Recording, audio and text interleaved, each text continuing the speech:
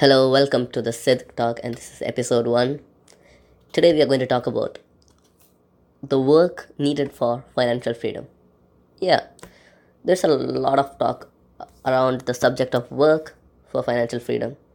So many, when I say so many, it's literally most of the motivational speakers like Tony Robbins talk about working day in and day out. The Rock talks about how he works from morning 4 a.m. or 5 a.m. all the way till night. He wakes up early so he gets a head start and he keeps working hard. And at the same time, there's another group of people who always talk about working smart. They're like, no, you don't have to work hard. You just need to work smart. Just need to do what you love, and you don't need to actually work hard. What's the point of it? You work 10 hours a day, you work 12 hours a day, and your life is more like a autonomous robot. You get what I mean? It's nothing related to a human. You become more of a robot. So this is a topic a lot of people have talked about. If you actually think about this, you understand that it's two very different topics. One is talking about working hard, the other one is talking about working smart. But people relate it and they keep saying you should keep working harder and harder and harder. At the same time, when another group talks about, you don't need to work hard, you just need to work smart, you don't need to do that, you just need to hit the right point. But what I would say is, if you really think and ponder about it, you will understand this topic, these advices are for two different categories. But in the age of internet, the mass, people advise to the mass, and the mass is not you. You're a different character, and every person has their own individuality. So in this case, if you actually take this concept and put it to yourself, the first question you should be asking yourself is, are you successful? Or are you happy with what you are?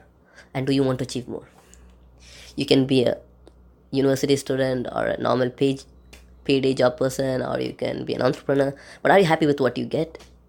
You should ask yourself without lying to yourself, deep down. You don't need to convince anybody, but deep down, are you happy with it, or do you want to achieve more?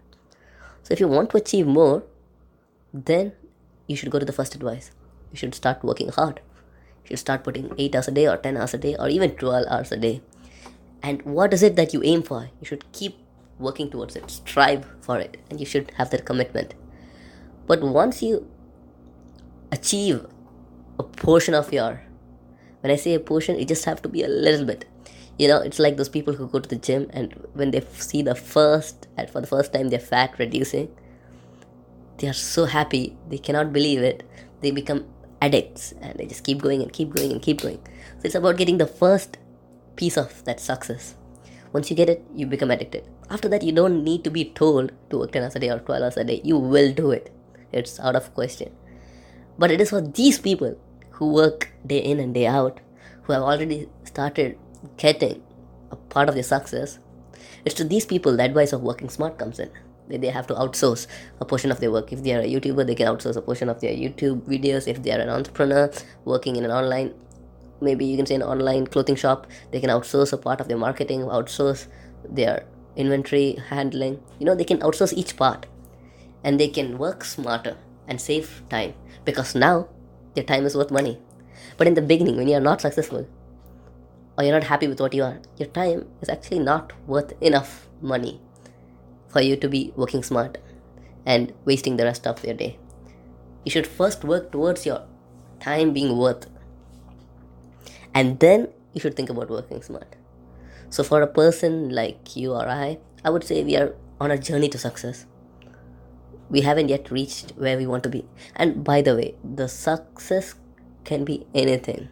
For you, it might be 1 million. For the other person, it might be just $500,000. And for the next guy over there, it might be 1 billion. Or for the people around who don't even care about money, well and good. You're already successful.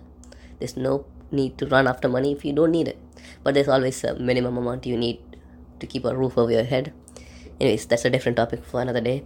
So when we get to this, you will understand that until you reach a goal which you have, you should work hard, real hard. And once you achieve this discipline, if you played any game, there's always levels in it. This is the level 1, to achieve the discipline of working hard, to get a taste of it.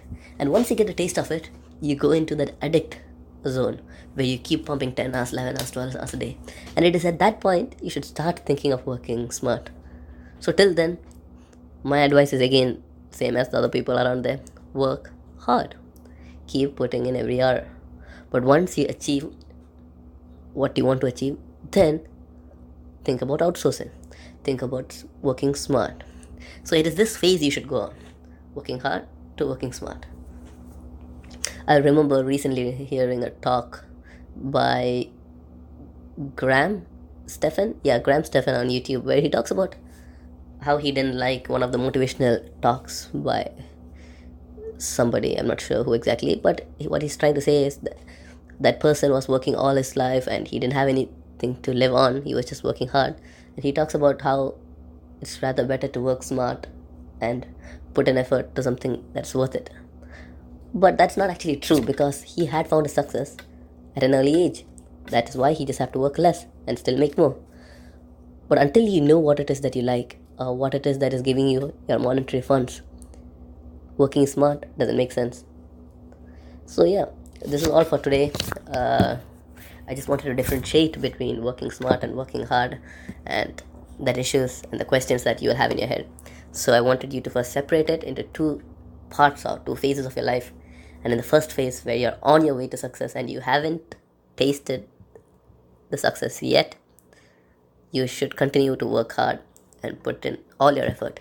But once you start achieving a part of the success, you will be in that addict zone. And this zone is a short zone from which you can choose to continue working hard or to work smart. And it is at that point you should start working smart to grow and expand whatever it is you're doing. So pretty much that's all. Thank you for listening to the podcast.